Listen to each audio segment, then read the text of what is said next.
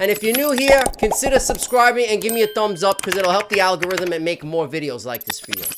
Beijing has announced additional agreements with India to de-escalate military presence in certain contested areas along their shared boundary, signaling a potential easing of the long-standing tensions between the two nuclear-capable nations.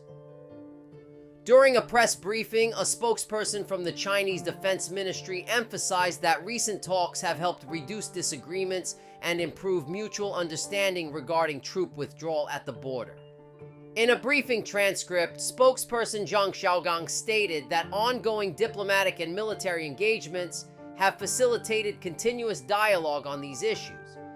Zhang also stressed the commitment to deepening discussions, responsibly addressing mutual concerns, and expediting a satisfactory resolution for both sides. Relations between China and India have been strained since a deadly clash along the Himalayan border in June 2020, which resulted in casualties on both sides. Since then, over 50 rounds of talks have taken place, gradually improving the situation. Recent diplomatic exchanges, including meetings between China's Foreign Minister Wang Yi and Indian Foreign Minister Subramaniam Jaishankar in Laos this past July, as well as discussions involving India's National Security Advisor Ajit Doval during the BRICS Summit in Russia, have contributed to this progress. Additionally, Jaishankar, in a recent address in New York, mentioned that approximately 75% of the disengagement process in the eastern Ladakh region has been completed. He emphasized that challenges remain, particularly regarding patrol activities up to the line of actual control, highlighting this as a key issue for future negotiations. The analysis explores the roles of BRICS and Russia in mediating these tensions and examines the strategic implications of these relationships for regional stability and international geopolitics. The Sino-Indian border dispute has a complex historical background, rooted in colonial legacies and shaped by significant geopolitical developments over centuries. The origins of the dispute can be traced back to the ambiguous borders left by the British Empire. In the western sector, areas like Aksai Chin were vaguely defined, and early treaties, such as the 1842 Treaty of Chushul between the Sikh Empire and Tibet, did not clearly mark these boundaries, resulting in conflicting claims by the successor states. During the British era, various border lines were proposed, including the Johnson Line in 1865, which included Aksai Chin within British India, but these were not recognized by China. The 1914 Simla Conference made an attempt to more clearly define the borders, introducing the McMahon Line, which included large tracts of what is now Arunachal Pradesh within Indian territory. However, China did not recognize this demarcation, leading to ongoing disputes.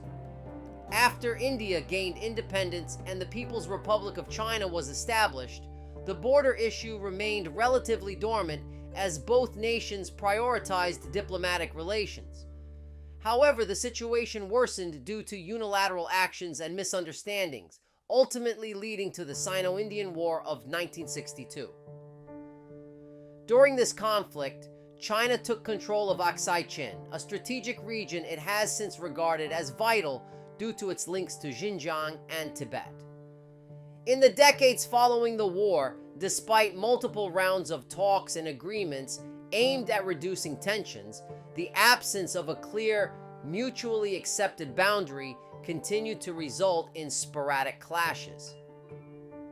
The most significant of these occurred in the Galwan Valley in 2020, highlighting the ongoing strategic and nationalistic tensions in the region, which are strongly influenced by both countries' internal politics and security perceptions.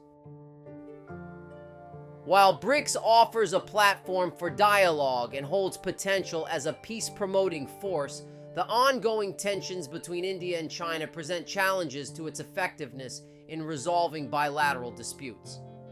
Despite the strained relations due to their long-standing territorial conflicts, BRICS summits have provided an opportunity for direct dialogue on border issues.